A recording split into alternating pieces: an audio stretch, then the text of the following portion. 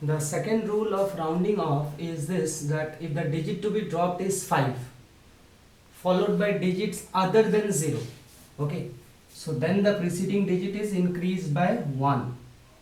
Now suppose you have been given this number and you have to convert this into 3 significant figures. It has 5 significant figure, but I have to convert this into 3 significant figure. Now I will drop this digit. Now since 5 is followed by non-zero numbers, okay, not 0, okay, this is very important, so I will increase this number by 1 while rounding it off, okay. Now suppose the digit is dropped to be 5 and followed by zeros, then what we do? Then if you can see, if the digit to be dropped is 5 and followed by 0, then preceding digit is left unchanged if it is even. So now the concept of even and odd comes here. Now suppose again I have to convert this into 3 significant figure. Now remember, this has got 4 significant figure here, right? Now I will drop this 5.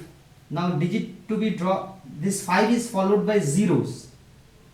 Now if I drop this 5, since this number is even, it will not change. When I round it off to, let us say I am rounding off this to 2 significant figure. Okay, this question is, let us say I am converting this 4 significant figure into 2 significant figure. So 5 I am dropping it, this is even, so it will remain unchanged.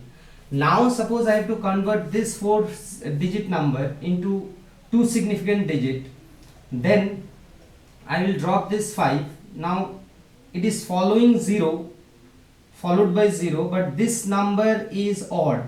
So if you drop, if 5 is followed by 0, if you drop 5, then this number will increase only if it is odd, okay. If it is odd, it will increase by 1. Now we'll talk about how we add and multiply numbers with significant figures and rounding off the digits. Now let us say we we are applying the concept of rounding off and the concept of significant figure in some algebraic operation. So let us say addition and subtraction, okay. Now you guys are allowed to use calculator in ISC board, okay, that is good thing. But when you write answer, you have to keep the idea of significant figure and rounding off, okay, because you don't write the whole answer whatever comes on the display. Now let us say I am adding 1.2 centimeter, this 3 numbers. Now answer comes out to be this, okay. Now suppose, see, this has 2 significant figure, 3 significant figure, and it has 4 significant figure. Now the question is, what answer what I will follow. So the rule is for addition and subtraction is simple. You see the decimal and then you see out of all the numbers, after decimal which has least numbers, okay, least number of significant figures. Like after decimal it has only 1, after decimal it has only 2, and after decimal it has 3. So you see the decimal and see which out of all this number which has least numbers, okay, least number of significant figure after decimal, and your answer will contain only that significant figure. Like suppose if I see all this, if I add all this, the answer is coming out to be this. Now in all this you can see after decimal I have only one decimal, one figure here.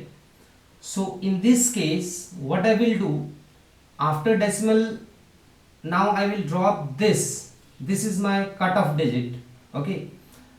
Now since this is less than 5, the number will remain unchanged. Now if you pay attention, see, this contains only one decimal, after decimal point only one number is there. The reason being, out of all these 3 I will select which one has least number of significant figure after decimal, and the answer will contain that only.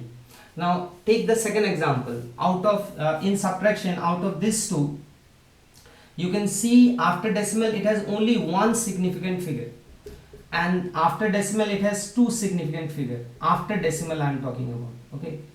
Now your answer will contain only up to one significant figure, okay, in addition or subtraction. So my answer comes out to be this, but then I have to round it off to one decimal. After decimal I will put only one digit. Now again I will drop this. Okay, so the answer will be, again this is less than 5, so this will remain unchanged. Now that is the rule. Okay, in addition and subtraction, you see out of all the numbers which has after decimal which has least number of significant figures, and your answer will contain only that much significant figures after decimal. Now in multiplication and division the rule is a bit different but simple only. In multiplication and division you see out of the number you are going to multiply which has least number of significant figure. Now in this case I have 2 significant figure, in this case I have 3 significant figure. We don't see the decimal here. Okay, here we have to talk about decimal, here we are not, so it has, we are not talking about decimal, so it has 2 significant figure, 3 significant figure. If you multiply to find area, let us say, your answer you have to round it off to 2 significant figure. So if you multiply this in calculator you will get this. Now my final answer should be only in 2 significant figure.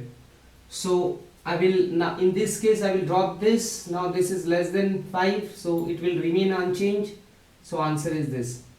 Now let us say you are finding is speed. This is distance, this is time. Now again in your answer how many significant figure will be there? This has 4 significant figure and this has 3 significant figure.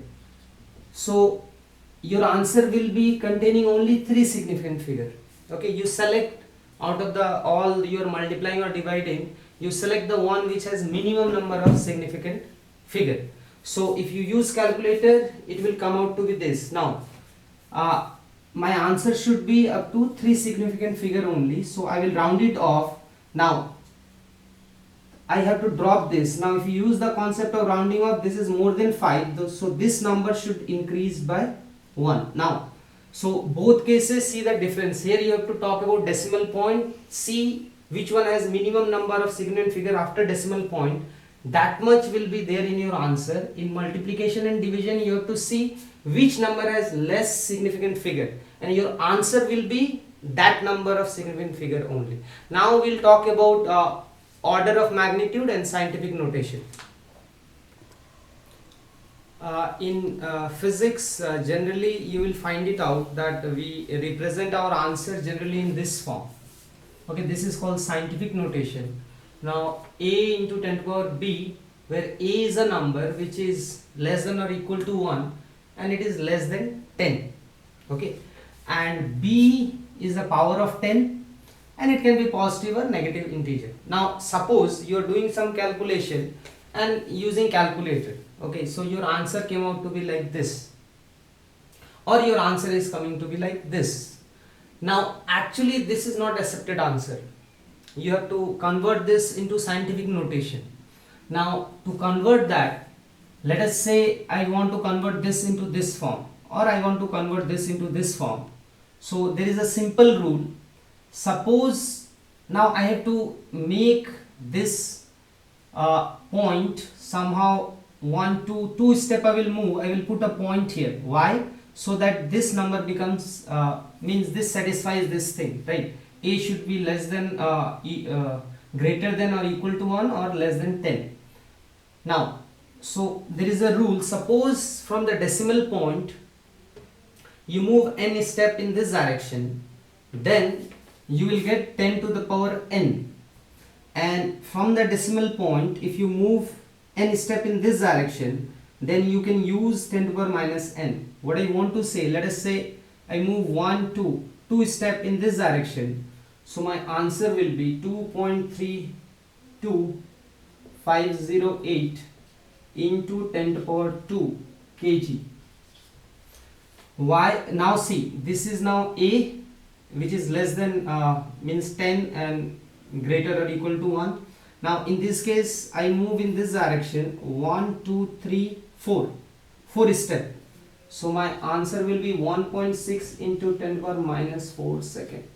Okay, now this is called scientific notation, and in this case when we present like this number is called order of magnitude. Okay, this is also called order of magnitude. When you deal with very huge number, let us say mass of the earth is approximately 6 into 10 to the power 24 kg. Now if I ask you what is the order of magnitude, then your answer will be 10 to the power 24. Now see here, 6 is almost negligible in compared to 10 to the power 24. So this is the mass of the earth and the order of magnitude is 10 to the power 24. Now let us take one example of order of magnitude of nucleus. Okay, in case of atom size is has order of magnitude 10 to the power minus 10 meter. This is called 1 angstrom. And nuclear size has order of magnitude around 10 to the power minus 15 meter. This is called 1 Fermi meter. So this is the size of an atom approximately, and this is the size of the nucleus. Now let us find an interesting result out of this. If you divide them, okay, so if I radius of the atom by radius of nucleus, if I divide them, then you can see I will get 10 to the power minus 10, 10 to the power minus 15, and this will give 10 to the power 5 meter. So radius of the atom is equal to 10 to the power 5 times than the radius of nucleus. Now this is an amazing result. Okay, now just to make you understand, suppose nuclear size is 1, just we are assuming 1, then the atom size is 10 to the power 5. So that's why we say nucleus is very small and atom is quite huge in comparison to the nucleus, but all the mass is present in the nucleus and so on. So radius of the nucleus, if I take 1 unit in any way, then radius of the atom is coming out to be this. Now this scenario is equivalent of that if you have an apple, okay, if you have an apple and seed of the apple, then the seed is the nucleus and the size will be atom size will be apple. That is a rough approximation. Correct approximation of this is actually if actually apple idea is not good. So the last example I want to discuss is, suppose this is a football ground and you place the football at the center. Okay, this is football. So this football will be the nucleus and the ground will be, the whole thing will be now atom.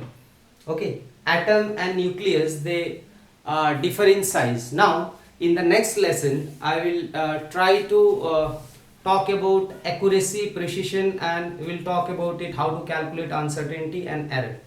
Thank you.